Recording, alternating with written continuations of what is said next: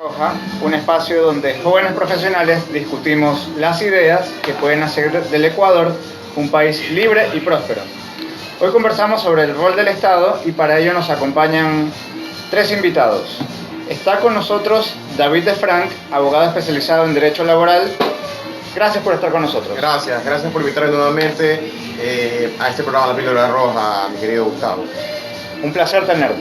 Gracias. Nos acompaña también Hans Oledispa, quien es investigador del Instituto Ecuatoriano de Economía Política. Bienvenido. Hola Gustavo, hola David, un saludo a todas las personas que nos están escuchando, un placer como siempre estar aquí. Y en un momento estará con nosotros en nuestra cabina Roberto Andrade Malo, quien es abogado experto en Derecho Económico. Enseguida comenzamos a discutir, pero antes revisamos el punto de mira.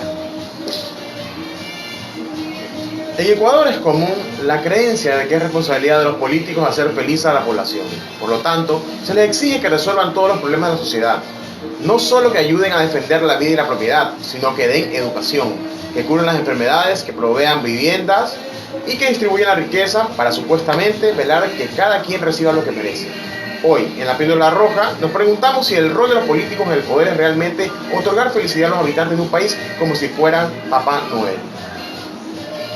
Muchos ecuatorianos piensan que la felicidad debe ser un obsequio de los políticos en el poder, o que incluso ese poder debe establecer el lugar de cada quien en la sociedad.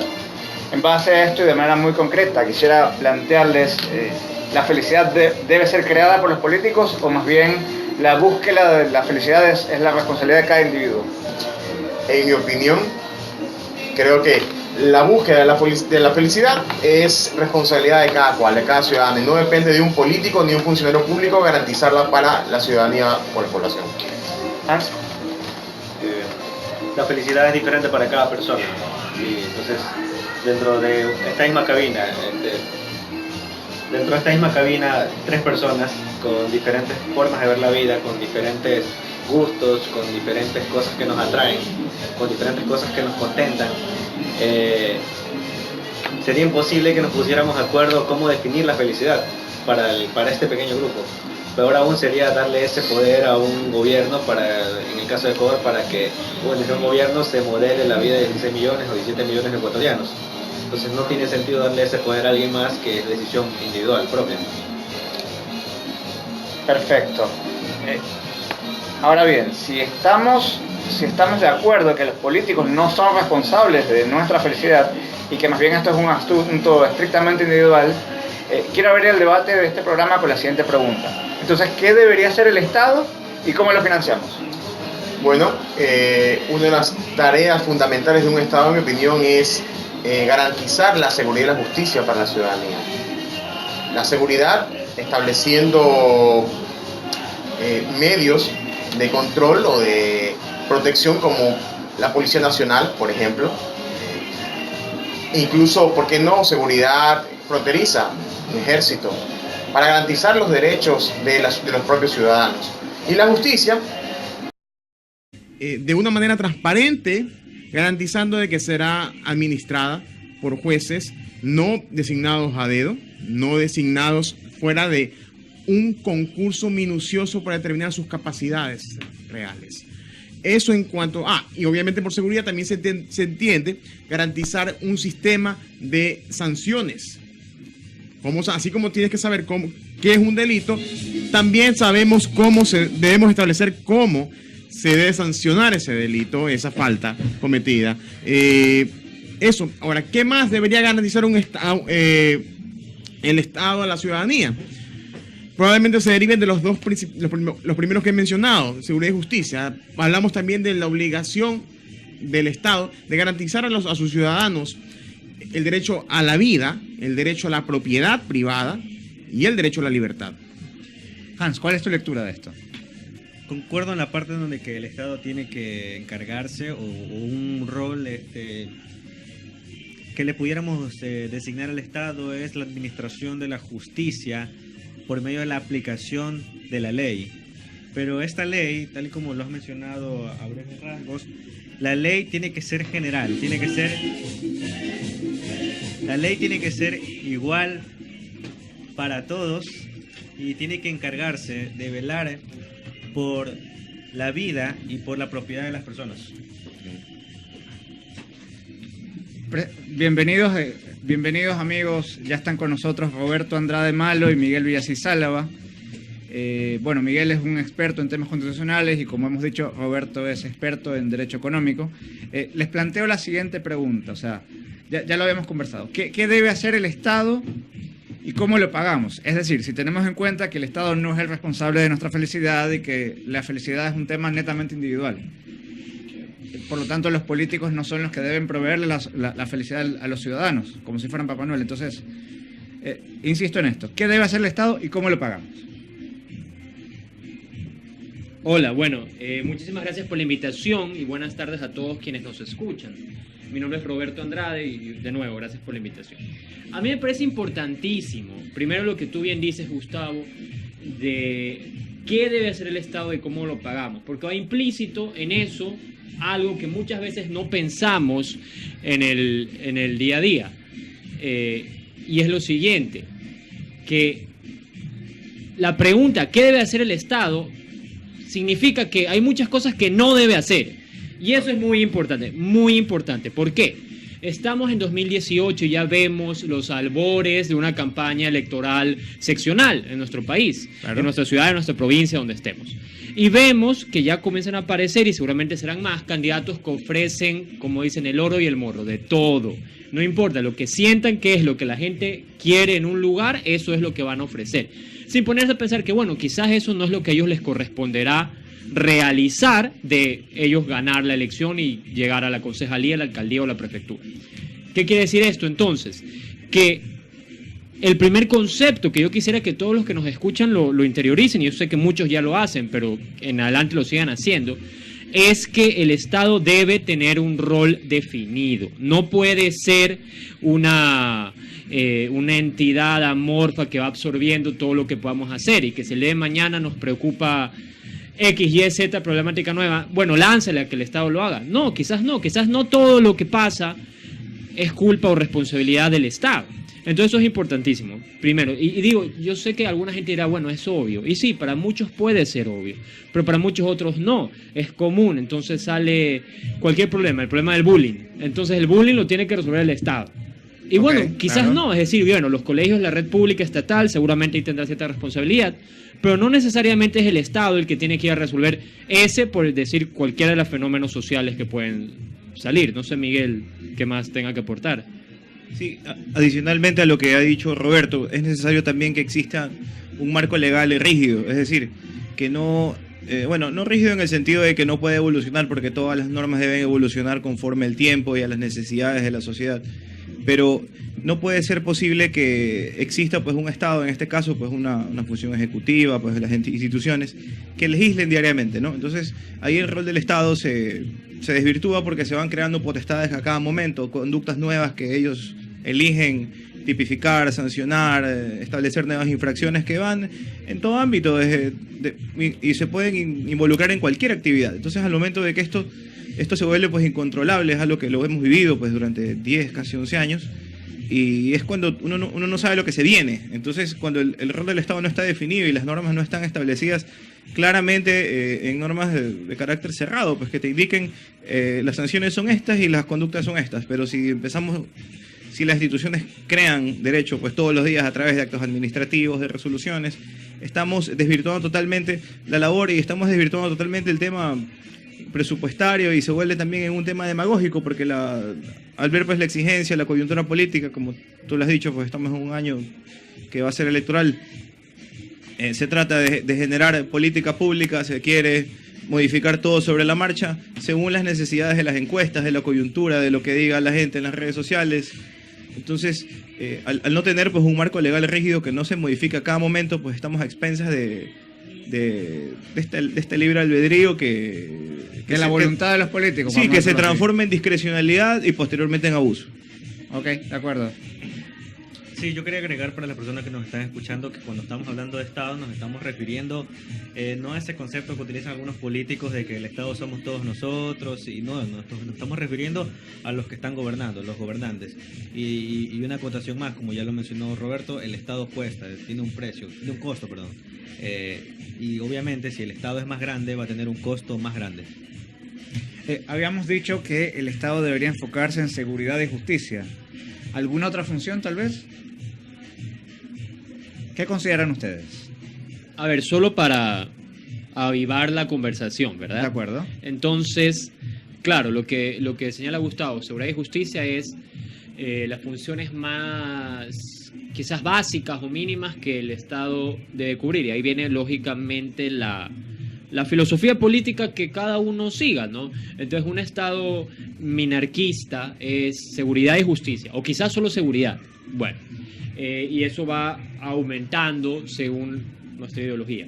Entonces, llegas a extremos en los cuales, como yo decía antes, todo debe ser el Estado. Más bien la excepción será lo que no haga el Estado y a ver si encontramos algo que no haga el Estado. Por ejemplo, en Ecuador yo creo que es difícil encontrar algo que el Estado no haga. Y si no lo hace, no ha de ser por falta de ganas, me explico. Con decir que hasta hace unos años estuvimos lanzando satélites al espacio que no sirvieron para nada y no hicieron nada, claro, y no se enmarcan para nada dentro de la planificación que existía y no le dan un servicio a un solo ciudadano que pagó los impuestos para lanzar eso. Bueno, al que lo lanzó, a ninguno más. Y sin embargo, ahí está. Entonces, bueno, ¿qué es lo que quiero? Simplemente para abrir la conversación, ¿no? Yo sé que todos lo saben, que hay un espectro amplio de servicios o potestades que el Estado puede tener de acuerdo a lo que nosotros creamos. Seguridad y justicia, claro, es lo más básico. De hecho, es la razón por la cual existe, ¿no? Si vamos a la teoría política, la gente, las poblaciones, las tribus, los colectivos se agrupan en un Estado para poder protegerse de agresores externos. Y en el caso de la justicia, sí es de recalcar o es importante que sí surte, es decir, sí es un efecto civilizador que hace que la sociedad funcione mejor el hecho de que exista un tercero imparcial, así sea en teoría, que pueda resolver los conflictos. Porque el otro día conversaba con alguien, ¿no? Los típicos casos que todos conocemos, ¿no? Por ejemplo, una familia que se pelea por una herencia o dos hermanos que se pelean por lo que fuera. Y es algo que los tiene años y años y años discutiendo y al final del día dejando de producir sea en dinero o sea en cualquier otro aspecto de su vida. Y en ese sentido la justicia, al traer a esta tercera persona que pueda, según reglas ordenadas, llegar a una decisión que seguro no van a estar felices los dos, pero por lo menos van a entender por qué esa fue la decisión, permite que la sociedad no se quede estancada en un ámbito de venganza privada que muchas veces, digamos, eso es tribal. Ok, de acuerdo.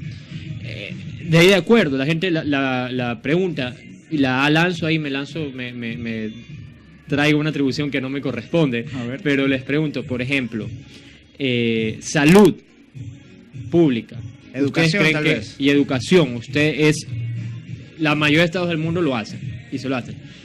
¿En qué grado tiene que el Estado ecuatoriano, por ejemplo, cubrirlo? Hoy por la Constitución al 100%, digamos, eso no es la duda. Hacia allá íbamos, pero justamente, o sea, salud y educación deberían ser estatales, deberían ser privadas. ¿Qué mecanismo sería idóneo? Bueno, quizás habría que tomar la realidad de cada país y las experiencias que se han vivido, pero de todas maneras, quizás más habría que enfocarse en lo que el Estado de plano no debería hacer. O sea, quizás no irnos pues al centro de la discusión, sino ver los extremos. Por ejemplo, aquí en Ecuador tenemos un gran problema con este tema del arroz, que el gobierno pues decidió comprarle el arroz a la gente a la que le sobraba y no tiene plata después para pagarle a la gente a la que le ha comprado. Entonces, obviamente, es un capítulo más de las cosas que el Estado dice, no, yo lo voy a hacer, yo no te preocupes, pero a la larga pues lo hago mal. Ha pasado pues con fondos de la Junta de Beneficencia, con Solca, con toda la salud pública y privada, pues que la privada la atiende de manera subsidiaria, con este tema del arroz, con los fertilizantes. O sea, en todos estos aspectos pues el Estado se prepara como un Estado pues rico y lleno de recursos, y a la larga pues termina teniendo un desfase económico gigantesco que quizás esta época será recordada como una época en la que el Estado se metió en todas las actividades e indirectamente todas las personas se vieron pues inmersas en lo que era el Estado, ¿no? Muchos negocios, mucha gente ha prosperado ya sea de manera directa o indirecta por temas de bienes raíces, de construcción, cualquier tipo de este tipo en el que el Estado pues ha metido su mano y ha metido fondos y ha impulsado ciertas actividades, y luego pues ocurre, pues yo no soy economista, pero ocurre una especie pues como de recesión, en la que cuando ya no hay dinero, pues no se impulsa ciertos sectores y todo el mundo se ve afectado. Y la gente dice, bueno, ¿qué pasó? Bueno, todo esto era como artificial. Entonces eso pienso que ocurre pues cuando el Estado se involucra demasiado en construir casas, en tener canales, en hacer transmisiones, en comprar fertilizantes, en qué sé yo, pues en tener aerolíneas, en tener cementeras. Sí, en meterse en demasiadas actividades. Entonces ese quizás es el extremo, porque bueno, que exista salud y educación estatal, pues bueno, por último se puede justificar con un fin social de alguna manera, más allá de que existan otras alternativas que puedan ser mejores. Pero que se vaya pues al otro extremo de tener canales de televisión, aerolíneas, operadoras de teléfono, vender arroz, o sea, no tiene sentido. Precisamente los mecanismos para dinamizar la educación, para dinamizar la salud. Por ejemplo, ¿cuáles serían estos mecanismos? ¿O cuáles consideran ustedes que podrían ser mecanismos? Por ejemplo, los cheques escolares, alguna cuestión que se pueda aplicar en el país. Se puede aplicar los cheques escolares, pero yo creería que se debería empezar por un sistema mixto, al menos en un inicio, para evitar el shock tal vez. Bueno, pero también quería comentar, antes de que se nos vaya la idea, el tema de lo que decía Miguel, que el Estado buscaba ser el motor de la economía, digamos, no necesariamente en los últimos 10 años, pero es importante hablar de los últimos 10 años porque el gobierno tuvo bastantes ingresos, sobre todo en el tema petrolero. Los ingresos se duplicaron solamente en el ámbito petrolero. También la recaudación también incrementó sustancialmente. Entonces, adicional a eso, el gobierno, en su búsqueda de querer acaparar la mayor cantidad de actividades posibles, incrementó sustancialmente el gasto. Y eso va de la mano con lo que comentaba en mi anterior intervención. Tener un Estado es costoso, tener un Estado más grande es más costoso todavía. En los últimos 10 años el tamaño del Estado se duplicó en cuanto a términos monetarios en gasto. Y no conforme con eso, también se incrementó sustancialmente la deuda. Hubieron agresivos endeudamientos que son prácticamente el triple desde el año 2009 a estos momentos. Y todo esto se da por esa manía de querer tener un Estado mucho más grande y por ende mucho más costoso. Incluso lo que mencionabas, Gustavo, el tema de la salud y la educación, el Estado creció tanto que se terminó... Oye, encantado al final del arco iris, pero realmente el dinero que maneja el Estado sale del bolsillo de los que producen, los empresarios, de los ciudadanos cuando pagan impuestos. O sea, realmente hay que ser un poco más conscientes en ese aspecto. Quiero que el Estado me cubra todas las necesidades. ¿Y de dónde va a sacar el dinero el Estado para cubrir todas esas necesidades? Pues del bolsillo de los ciudadanos. Entonces entramos en una contradicción realmente. Entonces creo que eso es lo principalmente, limitar las funciones del Estado. Lo mencioné hace un momento, una figura de minarquía, o sea, realmente limitándolo, ¿no? Dándole este sistema que ya entramos a algo parecido a una monarquía donde el Estado es un rey, el Ejecutivo es un rey que maneja, es un rey, así es. Y hace todo lo que quiere con los fondos, con los recursos. Y tú quieres fumar un cigarrillo, paga impuestos; tomar una cerveza, paga impuestos; quieres una Coca-Cola, paga impuestos; quieres hacer viajar, paga impuestos. O sea, impuestos para todos. Quieres sacar tu dinero, impuestos. Pagas impuestos. Entonces, realmente hay que empezar a limitar este proteccionismo, esta generado por el Estado. Lo que crea realmente es afecta a la economía del individuo, de cada ciudadano. Yo creo que tenemos que empezar por ahí, limitando las facultades o las atribuciones del Estado y de las entidades públicas realmente.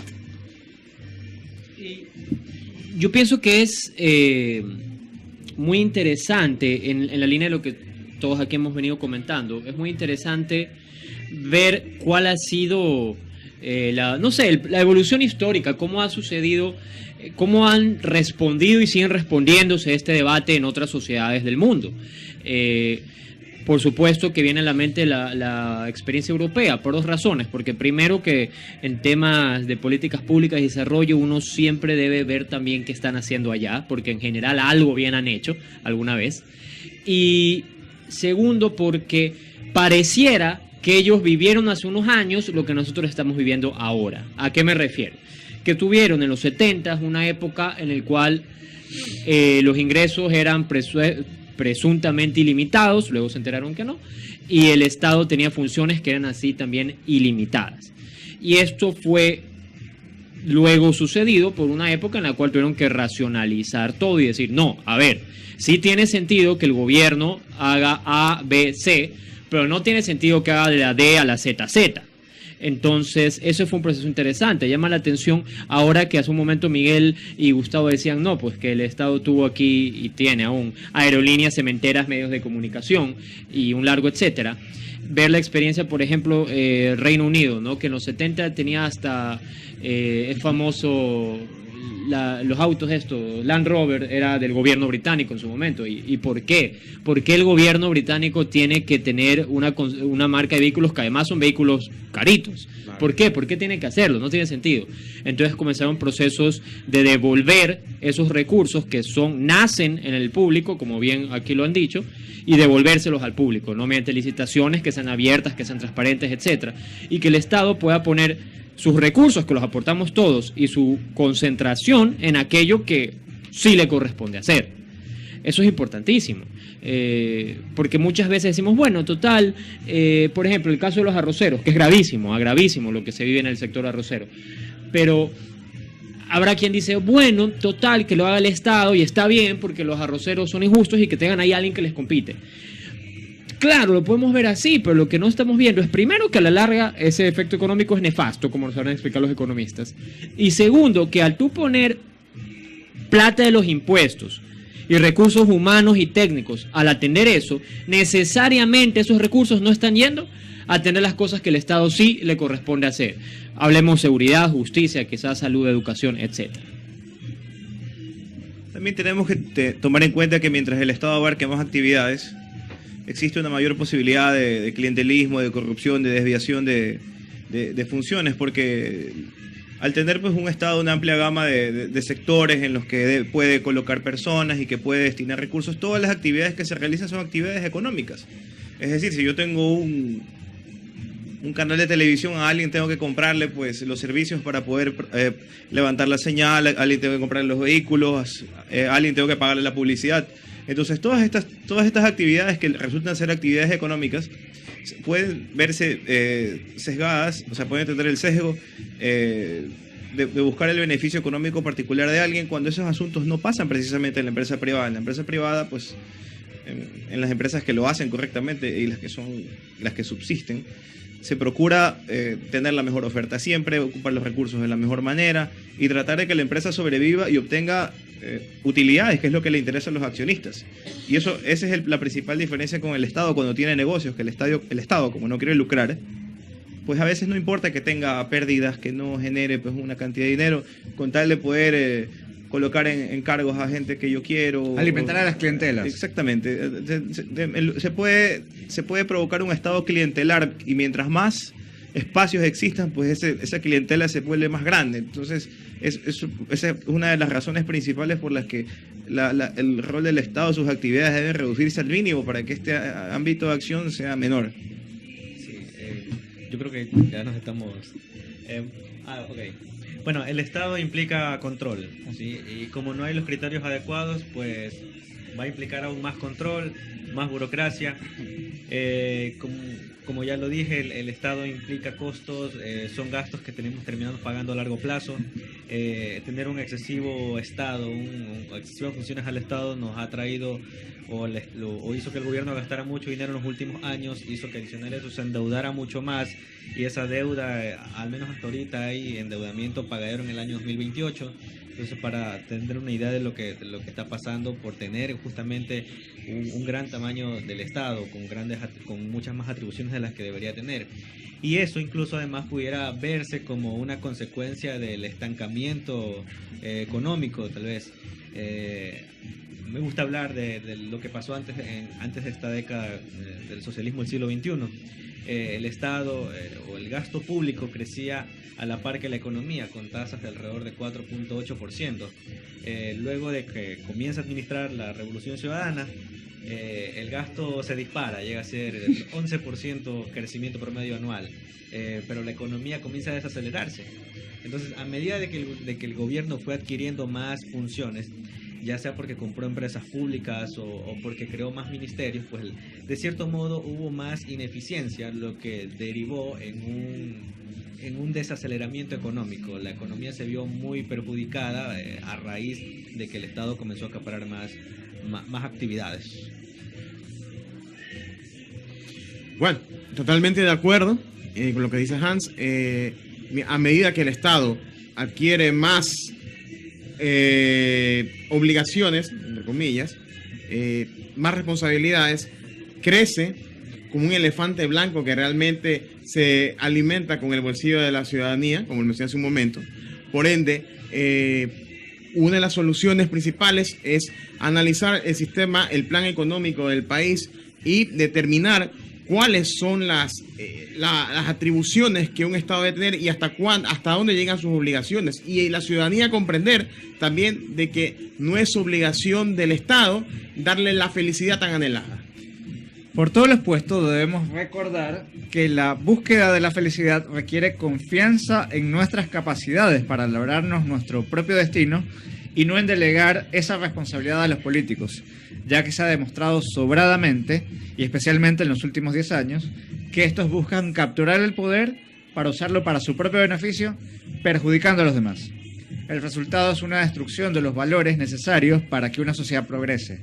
Es decir, en lugar de aspiraciones nos mueve la envidia y en lugar del trabajo, la queja. Esto ha sido todo por hoy. Muchas gracias por acompañarnos esta tarde en la Píldora Roja. Continuaremos conversando, como cada semana, en los temas que pueden hacer del Ecuador un país libre y próspero. En nombre del panel se despide de ustedes Gustavo Izurieta. Hasta el próximo lunes. El siguiente es un espacio publicitario. Clasificación P. Apto para todo público.